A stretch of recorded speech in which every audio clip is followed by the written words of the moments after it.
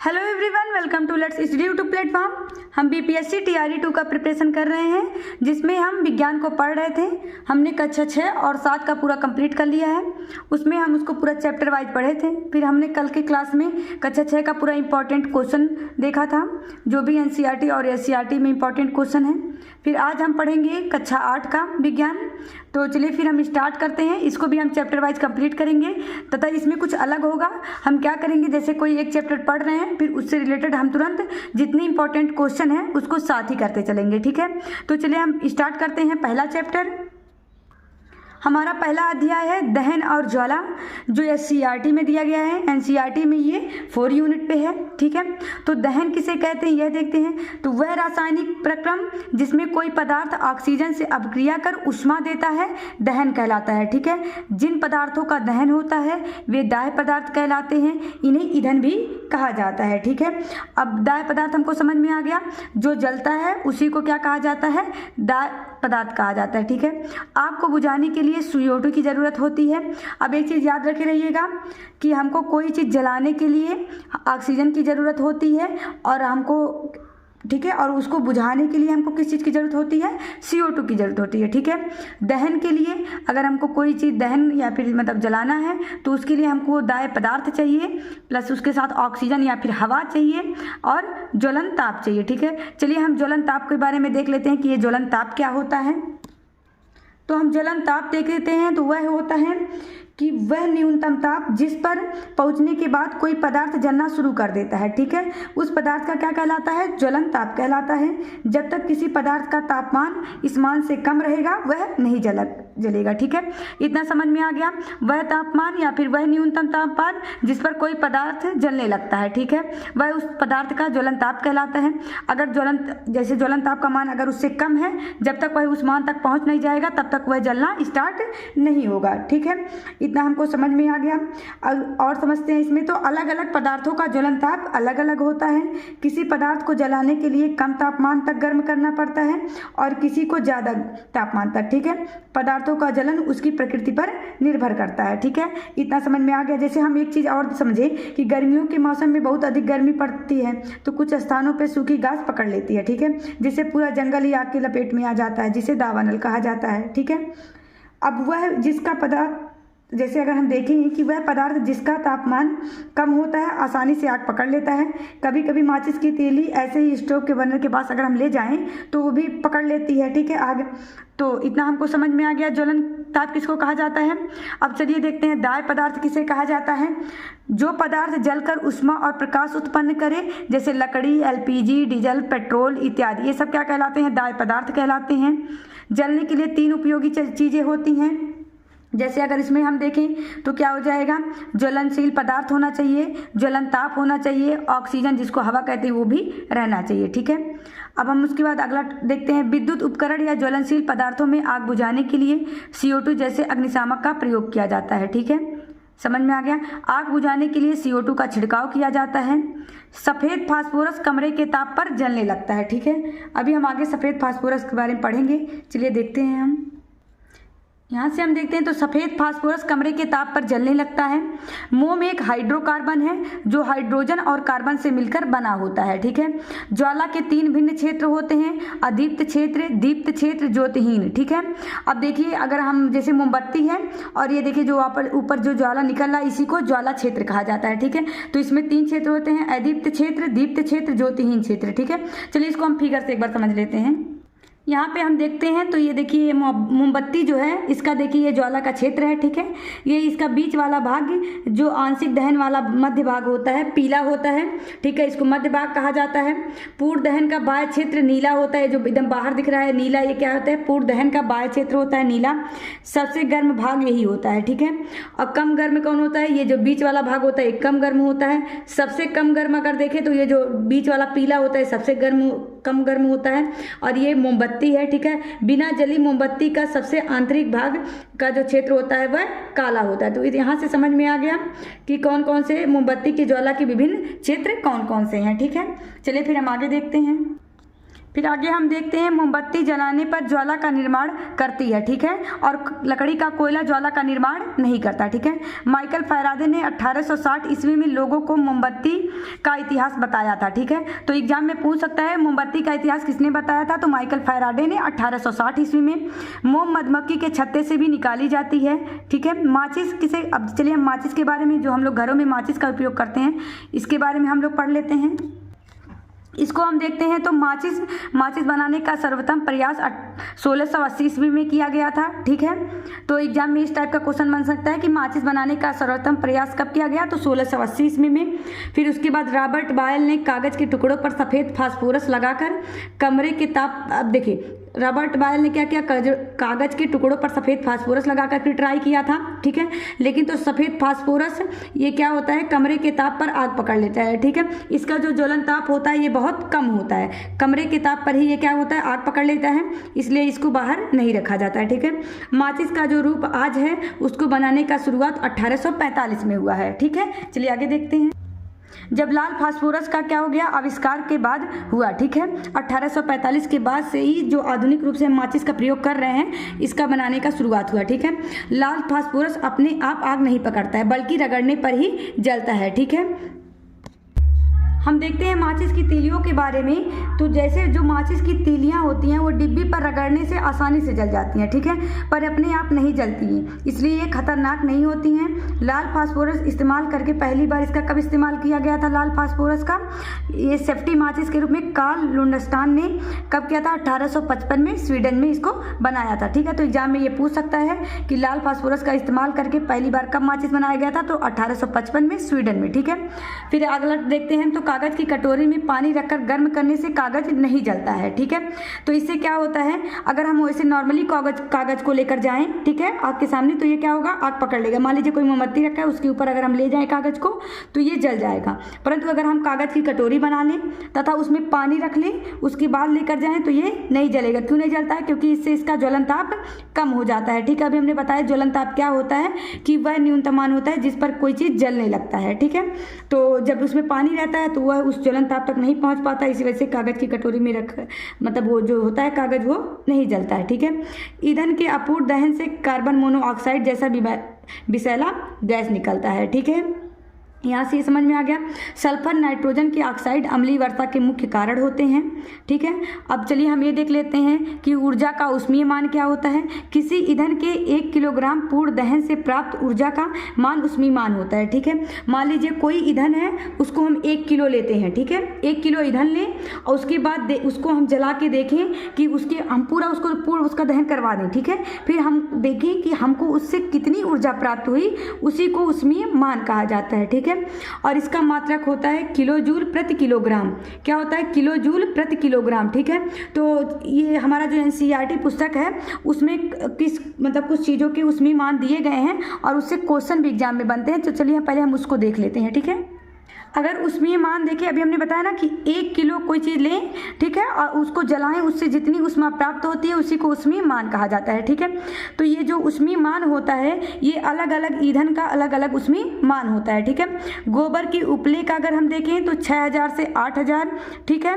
उसके बाद हम लकड़ी का देखें तो 17000 से 22000, कोयला का देखें तो 25000 से 33000, पेट्रोल का देखें तो 45000, मिट्टी के तेल का देखें तो 45000, डीजल का देखें 45000, मेथेन का 50000, सीएनजी का 50000। अभी 50000 क्या है, किलोजूल प्रति किलोग्राम, किलोजूल प्रति किलोग्राम, इतना याद रखे रहेगा इसका मात्रक भी। एलपीजी का देखें तो 55,000, ठीक है। और हम देख लेते हैं उसके बाद हम जैव गैस का देखें तो 35,000 से लेकर 40,000 और हाइड्रोजन का देखें तो लगभग में 1.5 लाख, ठीक है, 1.5 लाख किलोजूल प्रति किलोग्राम होता है, ठीक है। तो इससे एग्जाम में क्वेश्चन बना देगा, जैसे पूछ लेगा कि कोयला, एलपीजी, हाइड्रोजन और जैव गैस में किसका ऊष्मीय मान सबसे अधिक है, ठीक है। तो जो हमको इसका मान याद रहेगा या फिर थोड़ा नॉर्मली पता रहेगा कि हाँ किसका ज़्यादा होता है किसका कम होता है, तभी हम अपना ऑप्शन सही कर सकते हैं, ठीक है। यहाँ से समझ में आएगा। तो हाइड्रोजन गैस का ऊष्मीय मान सबसे ज़्यादा होता है, ठीक है। अगर हम 1 किलो हाइड्रोजन जलाते हैं तो हमको सबसे अधिक उष्मा प्राप्त होगी। और उसी की जगह पे अगर हम CNG जलाते हैं तो हमको 50,000 ठीक है किलो जूल प्रति किलोग्राम ऊर्जा प्राप्त होगी। ठीक है, तो उष्मा प्राप्त होगी। यहाँ से हमको समझ में आ गया ऊष्मीय मान, तो सबका ऊष्मीय मान अलग अलग होता है। ठीक है, तो आप लोग यहाँ से अच्छे से इसको देख लीजिएगा। सबसे कम किसका होता है, 1 मिनट थोड़ा सा यहाँ से देख लीजिए। तो सबसे कम किसका होता है, गोबर के उपले का 6,000 से 8,000 ठीक है किलो जूल प्रति किलोग्राम है। लकड़ी का 17,000 से 22,000 है। कोयला का उससे अधिक है। पेट्रोल का थोड़ा उससे अधिक है। मिट्टी का तेल, डीजल, मीथेन, CNG, LPG। ठीक है, तो यहाँ पे एक चीज़ और देख लीजिए, जो ऊष्मीय मान है तो मिट्टी के तेल का ऊष्मीय मान ये क्या है, और पेट्रोल का ये सब क्या है, बराबर है। यहाँ से देखिए पेट्रोल, मिट्टी का तेल और डीजल का उसमें मान बराबर है। मीथेन का और CNG का 50,000 है। LPG का उससे थोड़ा ज़्यादा है, 55,000 है। जैव गैस का 35,000 से 40,000 किलो जूल प्रति किलोग्राम है। हाइड्रोजन का सबसे अधिक है। ठीक है, यहाँ से हमको ये उसमें मान पूरा समझ में आ गया। ठीक है, अब चलिए हम ये हमारा चैप्टर यहाँ पे कंप्लीट होता है। चलिए फिर हम इससे रिलेटेड क्वेश्चन देख लेते हैं। ठीक है, चलिए हम पहला चैप्टर है दहन और ज्वाला बहुविकल्पी प्रश्न इसके देख लेते हैं। पदार्थ जो ऑक्सीजन से अपक्रिया करके उष्मा दे दाह्य पदार्थ कहलाता है। निम्नलिखित में से कौन सा एक दाह्य पदार्थ है। ठीक है, तो हमने अभी बताया था कि जो जलता है उसी को दाह्य पदार्थ कहा जाता है।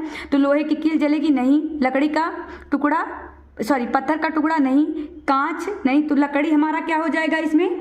तो जो ये देखिए क्या होगा, पदार्थ जो ऑक्सीजन से अपक्रिया करके ये हमको उष्मा प्रदान करेगा, तो ये हमारा लकड़ी है। तो लकड़ी क्या हो जाएगा, एक दाह्य पदार्थ हो जाएगा। दूसरा क्वेश्चन है निम्नलिखित में से किसका उष्मीय मान सबसे अधिक होता है।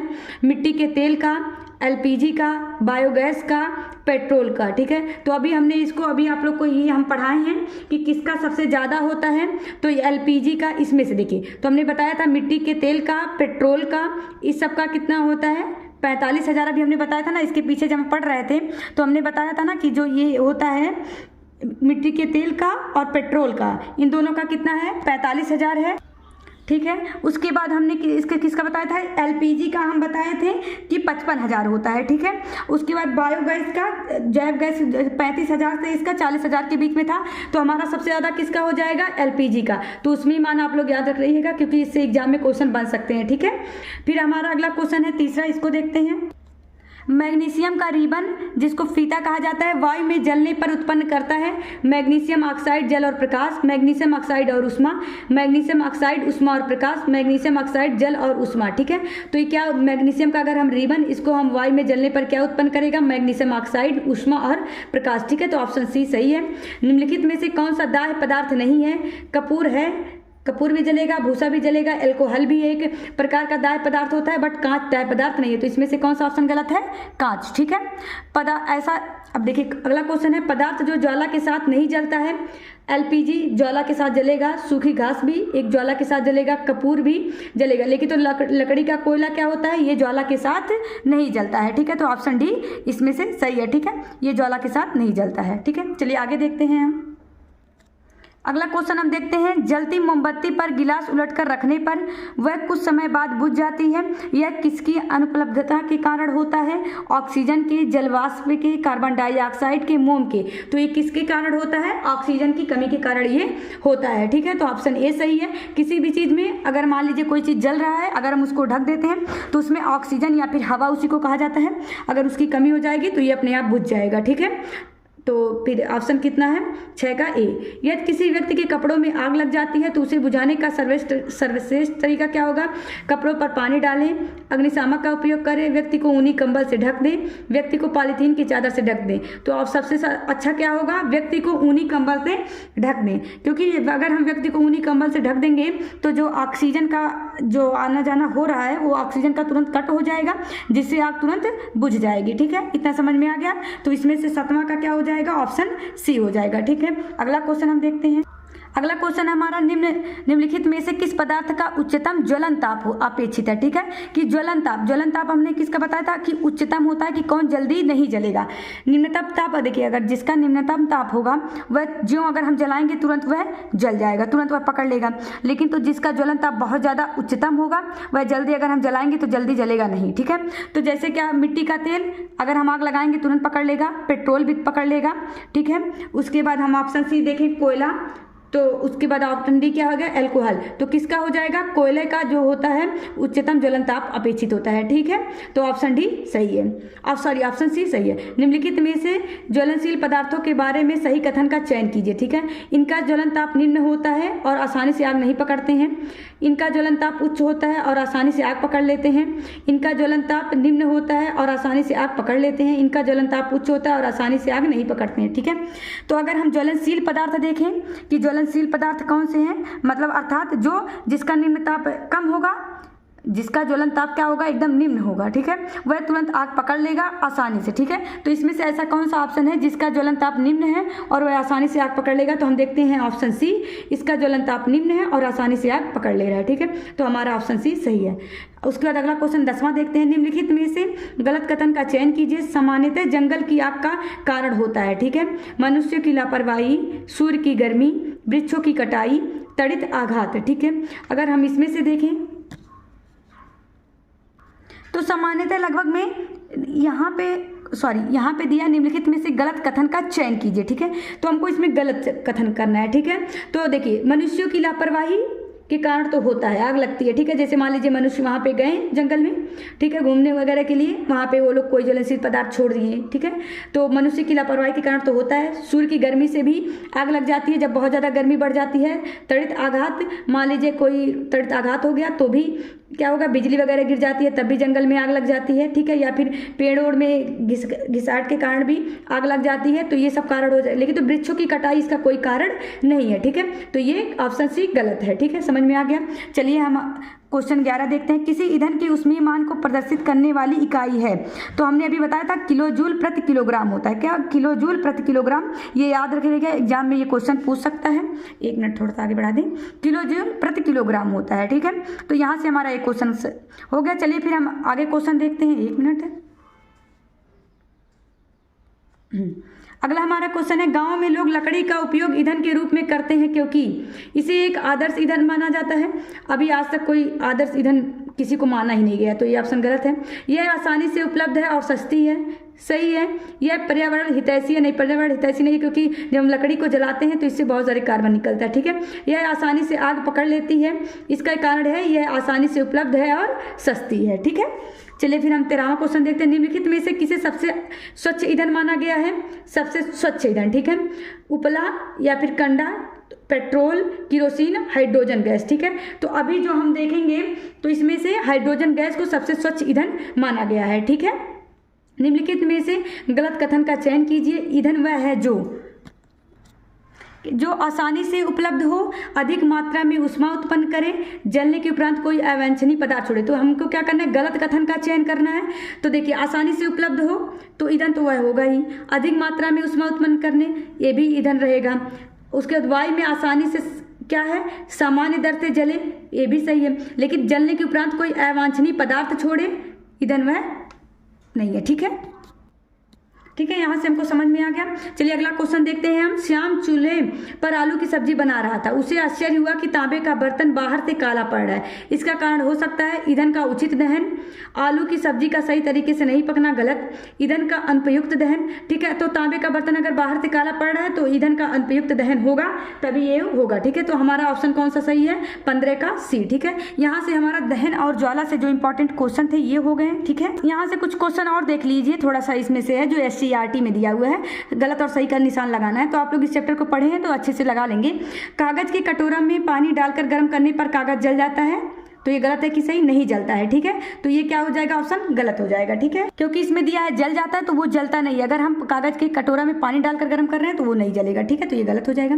दहन के लिए वायु का होना आवश्यक है, सही है। ठीक है, लाल फास्फोरस कमरे के ताप पर आग पकड़ लेता है, तो ये गलत है। लाल फास्फोरस कमरे के ताप पर नहीं, सफेद फास्फोरस जो होता है वो कमरे के ताप पर आग पकड़ता है। ठीक है, तो ये भी हमारा गलत हो जाएगा। चूने का पानी में कार्बन डाइऑक्साइड गैस प्रवाहित करने पर चूने का पानी क्या हो जाता है, दूधिया हो जाता है, सही है। अम्ल और सोडियम बाइकार्बोनेट प्रतिक्रिया कर कार्बन डाइऑक्साइड गैस बनाते हैं। ठीक है, इसको हम देखते तो ये भी सही है। तेल द्वारा उत्पन्न आग को जल द्वारा नियंत्रित किया जा सकता है। ठीक है, तो अगर मान लीजिए तेल द्वारा उत्पन्न आग है तो उसको हम जल द्वारा नियंत्रित नहीं करेंगे। ठीक, यहाँ से और देख लेते हैं, गलत सही का चिन्ह लगाना है। एक भौतिक प्रक्रम जिसमें कोई पदार्थ ऑक्सीजन से अपक्रिया कर उष्मा देता है वो दहन कहलाता है। ठीक है, तो ये गलत है। क्यों, क्योंकि ये एक भौतिक नहीं, एक रासायनिक प्रक्रम होता है जिसमें कोई पदार्थ ऑक्सीजन से अपक्रिया कर उष्मा देता है। ठीक है, अभी मान लीजिए एग्जाम में आ जाता तो तुरंत आप लोग कंफ्यूज होकर गलत लगा देते थे। ये क्या है, एक भौतिक नहीं, एक रासायनिक प्रक्रम है। ठीक है, तो यहाँ से याद रखी रहेगा, ये गलत है। ये एक रासायनिक प्रक्रम होता है जिसमें पदार्थ ऑक्सीजन से अपक्रिया कर उष्मा देता है, दहन कहलाता है। ठीक है, चलिए ये क्या हो जाएगा हमारा, गलत हो जाएगा। विद्युत उपकरणों में लगने वाली आग को बुझाने के लिए जल सर्वश्रेष्ठ अग्निशामक है, गलत। अगर हम उस पर जल डालेंगे तो और ज़्यादा आग क्या होगा, उसमें और ज़्यादा आग फैलने लगेगा। तो हमको आग को बुझाने के लिए अगर किसी विद्युत उपकरण से लगा है तो हम किसका प्रयोग करेंगे, कार्बन डाइऑक्साइड गैस का प्रयोग करेंगे, CO2 का छिड़काव करेंगे। ठीक है, एल्कोहल, CNG और LPG ज्वलनशील पदार्थ हैं। तो अभी हमने बताया था कि ये सब क्या होते हैं, एल्कोहल, CNG और LPG ये ज्वलनशील पदार्थ होते हैं, तो ये सही हो जाएगा। विश्वास किया जाता है कि वायु में बढ़ती नाइट्रोजन की सांद्रता वैश्विक तापमान का कारण है। ठीक है, तो ये जो नाइट्रोजन की सांद्रता नहीं, सल्फर, ठीक है, एक मिनट, तो यहाँ से हम जो देख रहे हैं नाइट्रोजन की सांद्रता वैश्विक तापमान का कारण है, नहीं, क्या है, ये CO2 की सांद्रता क्या हो रहा है, वैश्विक तापमान का कारण बन रहा है। ठीक है, तो कार्बन डाइऑक्साइड गैस की जो सांद्रता बढ़ रही है उसी के कारण क्या हो रहा है, ये वैश्विक तापमान हो रहा है। ठीक है, चलिए फिर हम आगे देखते हैं। जितना अधिक ऊष्मीय मान होगा वह उतना ही अच्छा ईंधन होगा। ठीक है, तो ऊष्मीय मान जिसका जितना ऊष्मीय मान अभी हमने बताया था कि अगर हम एक किलो कोई ईंधन ले रहे हैं, ठीक है, उसको जला रहे हैं, उसमें जितना अधिक ऊष्मा प्राप्त होगा उसी को उसका क्या कहलाता है, ऊष्मीय मान कहलाता है। ठीक है, तो जितना अधिक जिसका ऊष्मीय मान होगा उतना ही अच्छा ईंधन होगा। ठीक है, तो ये भी सही है। किसी ज्वाला का मध्य क्षेत्र सबसे गर्म क्षेत्र होता है। ठीक है, तो ये गलत होता है। किसी ज्वाला का जो अभी हमने बताया था जो बाहरी क्षेत्र होता है वह सबसे ज़्यादा गर्म होता है, तो ये भी ऑप्शन गलत हो जाएगा। पदार्थ जो जलते समय वाष्पित होते हैं ज्वाला का निर्माण करते हैं। ठीक है, ये भी क्या है, पदार्थ जो जलते समय क्या करते हैं, वाष्पित होते हैं, वही ज्वाला का निर्माण करते हैं। ठीक है, ये भी ऑप्शन सही है। तो हम लोग पूरा जितना था हम दहन और ज्वाला इस चैप्टर को पूरा कंप्लीट कर लिए हैं। चलिए हम थोड़ा अगला चैप्टर अब देख लेते हैं। हमारा अगला चैप्टर है अध्याय 2, तड़ित और भूकंप प्रकृति के 2 भयानक रूप। ठीक है, चलिए देखते हैं। हमको यहाँ से पढ़ना है तड़ित के बारे में। चलिए हम देखते हैं तड़ित क्या होता है।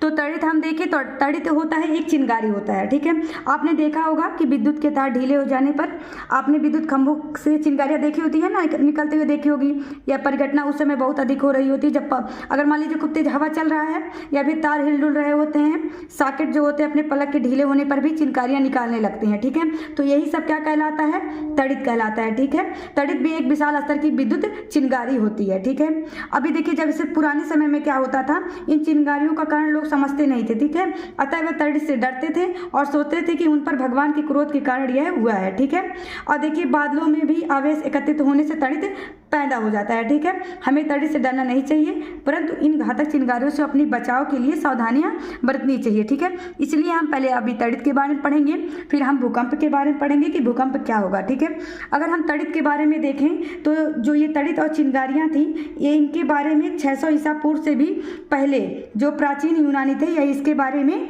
जानते थे। ठीक है, उसके बाद हम देखते हैं कि पहली बार अमेरिकी वैज्ञानिक थे बेंजामिन फ्रैंकलिन। ठीक है, इन्होंने बादलों में रगड़ के कारण उत्पन्न होने वाली विद्युत की उपस्थिति को दर्शाया था। ठीक है, तो एग्जाम में ये पूछ सकता है कि सर्वप्रथम ये किसने बताया था, विद्युत की उपस्थिति को किसने दर्शाया था, तो बेंजामिन फ्रैंकलिन थे जो अमेरिकी वैज्ञानिक थे। ठीक है, उसके बाद फिर हम देखते हैं कि वस्तुओं को रगड़कर आवेशित किया जा सकता है, और ये जो अगर मान लीजिए किसी हम 2 वस्तु को आपस में रगड़ें तो उसमें आवेश उत्पन्न होगा, और ये आवेश कितने प्रकार के होते हैं, 2 प्रकार के होते हैं। ठीक है, एक धनावेशित होते हैं, एक ऋणावेशित होते हैं। ठीक है, अब उसके बाद इसके बाद हम देखते हैं कि जैसे मान लीजिए सजातीय आवेश है तो ये एक दूसरे को क्या करेंगे, प्रतिकर्षित करेंगे। यहाँ पे गलत लिखा गया था, तो क्या करेंगे, एक दूसरे को प्रतिकर्षित करेंगे।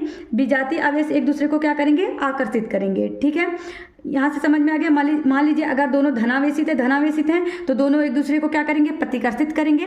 अगर दोनों ऋणावेशित है तो दोनों एक दूसरे को क्या करेंगे, ये भी प्रतिकर्षित करेंगे। लेकिन तो अगर एक धनावेशित है और एक ऋणावेशित है तो दोनों एक दूसरे को क्या करेंगे, आकर्षित करेंगे। ठीक है, तो यहाँ तक हम लोग देख लिए। चलिए आगे देखते हैं। कोई वस्तु आवेशित है अथवा नहीं है इसका जांच करने के लिए बनाई गई युक्ति को विद्युतदर्शी कहा जाता है। ठीक है, सुचालक वस्तु से आवेश का स्थानांतरण होता है। ठीक है, अगर कोई सुचालक वस्तु है तो उससे आवेश का स्थानांतरण होगा, कुचालक चीज है तो उसमें आवेश का स्थानांतरण नहीं होगा। ठीक है, किसी आवेशित वस्तु से आवेश को पृथ्वी में भेजने की प्रक्रिया को भूसंपर्कन कहा जाता है। ठीक है, वो भूसंपर्कन कहलाता है। ठीक है, चलिए हम आगे देखते हैं।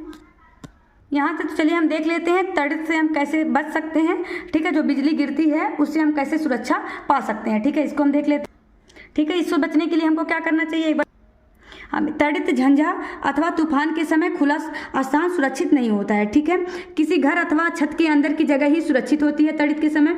यदि आप किसी बस, कार आदि में यात्रा कर रहे हो तो उसकी खिड़कियां, दरवाजे आदि बंद करके उसके अंदर रहना ही सुरक्षित होता है। खुले मैदान में नहीं रहना चाहिए। ठीक है, अगर तड़ित हो रहा है, बिजली गिर रही है, ये ठीक है बिजली है, तो इसमें हमको क्या करना चाहिए, खुले मैदान में नहीं रहना चाहिए।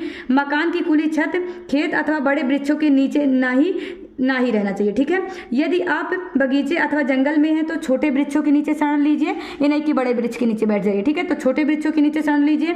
यदि खेतों में है और वहाँ कुछ वृक्ष हैं तो वृक्षों के नीचे रहने से बेहतर है खुले मैदान में लेट जाना अथवा सिकुड़ कर उकड़ू बैठ जाना। ठीक है, हमको क्या समझ में आया, अगर हम कहीं खेत वगैरह में हैं तो हमको वृक्षों के नीचे नहीं रहना चाहिए, हमको कहाँ चले जाना चाहिए, खाली खुले मैदान में, और हमको या फिर वहाँ पर लेट जाना चाहिए या सिकुड़ कर उकड़ू बैठ जाना चाहिए। ठीक है, अगर मान लीजिए हम कहीं बगीचे अथवा जंगल में हैं तो हमको वहाँ पे छोटे वृक्ष के नीचे शरण लेना चाहिए। ठीक है, समझ में आ गया इतना। और देखते हैं, बिजली अथवा टेलीफोन के तारों या खंभों से दूरी बनाए रखना चाहिए। आप जानते हैं कि तड़ित एक विद्युत विसर्जन है। ठीक है, किसी भी बिजली से चलने वाले उपकरणों के प्रयोग से बचना चाहिए। अधिक सुरक्षा है तो टीवी, कंप्यूटर आदि के प्लगों को निकाल देना भी बेहतर होगा। ठीक है, हमको उसको बोर्ड से निकाल देना चाहिए। ठीक है, झंझा के समय नदी, तालाब आदि में स्नान करना खतरनाक हो सकता है।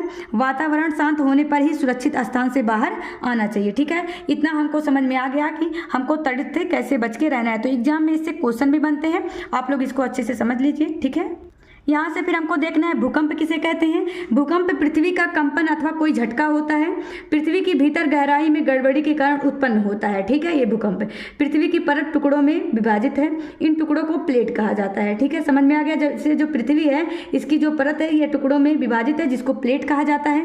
ये प्लेटें इस प्लेटों में क्या होता है, गति हो रहा है, लगातार इसमें गति हो रहा है। गति होने के कारण एक दूसरे से कभी कभी रगड़ खाती हैं, तो हमें भूकंप के रूप में ये दिखाई देता है। ठीक है, इतना समझ में आया। कभी कभी भूकंप ज्वालामुखी के फटने, उल्का पिंड के पृथ्वी से टकराने और कुछ विस्फोट के कारण भी हो सकता है। ठीक है, चलिए हम भूकंप के प्रकार देख लेते हैं। ठीक है, क्यों होता है। देखिए यहाँ पे भूकंप, मान लीजिए ये कोई दो प्लेट है। ठीक है, ये पृथ्वी की प्लेटें हैं मान लीजिए। अगर देखिए दो प्लेटें क्या हो रही हैं, यहाँ पे रगड़ खा रही हैं। ठीक है, यहाँ पे ये रगड़ के कारण क्या भूकंप हमको फील होगा। यहाँ पे टकराती प्लेटें, अगर मान लीजिए दो प्लेटें हैं, दोनों एक दूसरे की तरफ आ रही हैं। ठीक है, यहाँ पे क्या कर रही हैं, दोनों एक दूसरे की तरफ आ रही हैं, टकरा रही हैं, तभी हमको क्या होगा, भूकंप का पता चलेगा। ठीक है, भूकंप की तीव्रता का मापन को रिक्टर पैमाने कहते हैं। ठीक है, यहाँ से याद रखे रहिएगा, भूकंप की तीव्रता किस पे मापा जाता है, रिक्टर पैमाने पर। सबसे पहले भारत में मिल्स भूकंपियों का प्रारंभ हुआ था 1905 में। शिमला, मुंबई और कोलकाता में थुइंग भूकंप मापी लगाया गया है। ठीक है, यहाँ से समझ में आ गया। चलिए फिर हम आगे देखते हैं, भूकंप से हमको बचाव कैसे करना चाहिए। इससे भी एग्जाम में क्वेश्चन बने हुए हैं। ये जो हमारा पीआरटी का एग्जाम हुआ था उसमें भी क्वेश्चन आया था। भवनों, बिजली के तारों और वृक्षों से दूर रहना चाहिए। हमको खुले स्थान में लेट जाना चाहिए। ठीक है, अगर मान लीजिए भूकंप आ रहा है तो अगर हम घर में हैं तो हमको भवनों, बिजली के तारों और वृक्षों से दूर कहीं खुले स्थान में जाकर लेट जाना चाहिए। किसी मजबूत चौकी अथवा पलंग के नीचे झटकों के रुकने तक छिपना रहना चाहिए। मान लीजिए बहुत तेज झटका है, हम बाहर नहीं जा सकते हैं, तो हमको कोई मजबूत अगर चौकी है उसके नीचे हमको छिप जाना चाहिए। ठीक है, भारी वस्तुओं से दूर हटकर रहने का प्रयास कीजिए। ठीक है, अब चलिए हम देख लेते हैं कि दो जगह भूकंप आया था। तो यह सीआरटी में ये दिया गया है, बिहार में विनाशकारी भूकंप आया था 1934 में, और गुजरात में जो विनाशकारी भूकंप आया था भुज में, वो 2001 में आया था। ठीक है, तो ये सन भी याद रखी रहिएगा। चलिए आगे देखते हैं हम, यहाँ से देखते हैं भूकंप रिक्टर पैमाने पर 7 से अधिक अगर होता है तो वह विनाशकारी होता है। ठीक है, भुज में जो भूकंप आया था 2001 में वो 7.5 था। भुज गुजरात में आया था। ठीक है, भुज मतलब गुजरात के भुज में आया था, 7.5 उसका था। ठीक है, पृथ्वी के अंदर जिस जगह से कंपन होता है उसे केंद्र कहा जाता है, तथा केंद्र के ऊपर का भाग जहाँ ज़्यादा नुकसान होता है। ठीक है, मान लीजिए ये पृथ्वी का ये तल है। ठीक है, यहाँ पे मान लीजिए इसका केंद्र है। ठीक है, तो यहाँ जहाँ से निकलता है उसको केंद्र कहा जाता है, और जहाँ पे इसका प्रभाव ज़्यादा दिखता है उसको क्या कहा जाता है, अधिकेंद्र कहा जाता है। ठीक है, सिस्मोलॉजी, भूकंप का अध्ययन सिस्मोलॉजी कहा जाता है। सिस्मोग्राफ, भूकंप के कंपन का रेखी रिकॉर्ड जो दर्शाया जाता है, इसको सिस्मोग्राफ पे दर्शाया जाता है, और सिस्मोलॉजी के द्वारा भूकंप का अध्ययन किया जाता है। ठीक है, यहाँ से हमारा ये चैप्टर पूरा कंप्लीट होता है। तो चलिए अब हम इससे इंपॉर्टेंट क्वेश्चन को देख लेते हैं। ठीक है, यहाँ से हम देखते हैं हमारा पहला क्वेश्चन है, विद्युतदर्शी एक युक्ति है जिसका उपयोग यह ज्ञात में किया जाता है, ज्ञात करने में कि क्या कोई वस्तु क्या है, आवेशित है, चुंबकीय है, दरार से मुक्त है, गर्म है। तो हम क्या करने के लिए विद्युतदर्शी का उपयोग करते हैं कि कोई कण आवेशित है कि नहीं है उसको जांचने के लिए। तो हमारा ऑप्शन कौन सा सही हो जाएगा, ऑप्शन ए सही हो जाएगा। ठीक है, अगला क्वेश्चन हम देखते हैं, एक वस्तु से दूसरी वस्तु पर विद्युत आवेश को स्थानांतरित करना, इसके लिए दोनों वस्तुओं को संयोजित किया जाना चाहिए। सूती धागे से, ठीक है, प्लास्टिक की डोरी से, तांबे के तार से, रबड़ के छल्ले से। तो इसमें हमारा ऑप्शन कौन सा सही हो जाएगा कि हमको अगर कोई एक वस्तु है और उसको दूसरी वस्तु पर हमको क्या करना है, विद्युत आवेश को स्थानांतरित करना है, अर्थात उस पर भेजना है। तो इसके लिए दोनों वस्तुओं को संयोजित हमको तांबे के तार से करना चाहिए। ठीक है, हमारा ऑप्शन कौन सा सही है, सी। पृथ्वी की प्लेटों की गति के कारण उत्पन्न हो सकता है, किसके कारण, जैसे मान लीजिए पृथ्वी की प्लेटें गति कर रही हैं, उसके कारण क्या उत्पन्न हो सकता है, अभी हमने इसको पढ़ा है। तो क्या चक्रवात आएगा, नहीं। तड़ित नहीं, तड़ित झंझा भी नहीं। तो क्या आता है, अभी हमने बताया था कि जब प्लेटें आपस में गति करती हैं या तो एक दूसरे से वो रगड़ खाती हैं या तो एक दूसरे से वो सटती हैं, तो क्या होता है, भूकंप आता है। ठीक है, तो हमारा ऑप्शन कौन सा सही हो जाएगा, सी। चलिए नेक्स्ट क्वेश्चन देखते हैं, एक मिनट। यहाँ से देखते हैं, जब दो आवेशित वस्तुएं एक दूसरे के समीप लाई जाती हैं तो वह एक दूसरे को क्या करती हैं, आकर्षित करती हैं, प्रतिकर्षित करती हैं, आकर्षित या प्रतिकर्षित कर सकती हैं। इस बात पर निर्भर करेगा कि उन पर किस प्रकार का आवेश है, किसी प्रकार प्रभावित नहीं करती हैं। ठीक है, तो यहाँ से हमको क्या देखना है कि जब कोई भी दो वस्तु अगर आवेशित है, ठीक है, तो वो समीप लाई जाएंगी तो वो आकर्षित भी कर सकती हैं और प्रतिकर्षित भी कर सकती हैं। ठीक है, अभी हमने बताया था कि अगर दोनों समान हैं, समान आवेश हैं, तो वो क्या करेंगी, एक दूसरे को प्रतिकर्षित करेंगी। अगर इनका विपरीत है आवेश तो एक दूसरे को आकर्षित करेंगी। ठीक है, तो हमारा इसमें ऑप्शन सी सही हो जाएगा। निम्नलिखित में से किसके कारण सुनामी नहीं आती है, समुद्र के अंदर एक बड़ा नाभिकीय विस्फोट के द्वारा, तो सुनामी भूकंप के द्वारा, ज्वालामुखी उद्भेदन के द्वारा और तड़ित के द्वारा। ठीक है, तो इसमें से हमको देखना है कि किसके कारण ये सुनामी नहीं आएगा। ठीक है, तो अगर समुद्र के अंदर एक बड़ा नाभिकीय विस्फोट हो रहा है तो इसके कारण भी आ सकता है सुनामी, भूकंप के कारण भी आ सकता है, ज्वालामुखी उद्भेदन के कारण भी हो सकता है, लेकिन तो तड़ित, ठीक है, अभी हमने बताया बिजली जो गिरते है उसके कारण ये नहीं होगा। तो पांचवा का डी गलत है। ठीक है, चलिए फिर हम अगला क्वेश्चन देखते हैं, एक मिनट। ठीक है, भूकंप के लिए उत्तरदायी पृथ्वी की प्लेटें पाई जाती हैं भूपटल में, पृथ्वी के प्रवार में, पृथ्वी की आंतरिक कोण में, पृथ्वी की बाह्य कोण में। ठीक है, हम पृथ्वी की जब प्लेटें पढ़ेंगे तो इसको भी पढ़ेंगे, बट अभी आप लोग इसको देख लीजिए। भूकंप के लिए उत्तरदायी पृथ्वी की प्लेटें पाई जाती हैं। ठीक है, तो ये किस में पाई जाती हैं, इसको हम देखते हैं। तो फिर भूपटल में ये पाई जाती हैं। ठीक है, ये जो हमारा ये भूकंप के लिए उत्तरदायी होता है तो भूपटल में। ठीक है, चलिए फिर हम अगला क्वेश्चन देखते हैं, एक मिनट मुझे सेट कर दें हम इसको।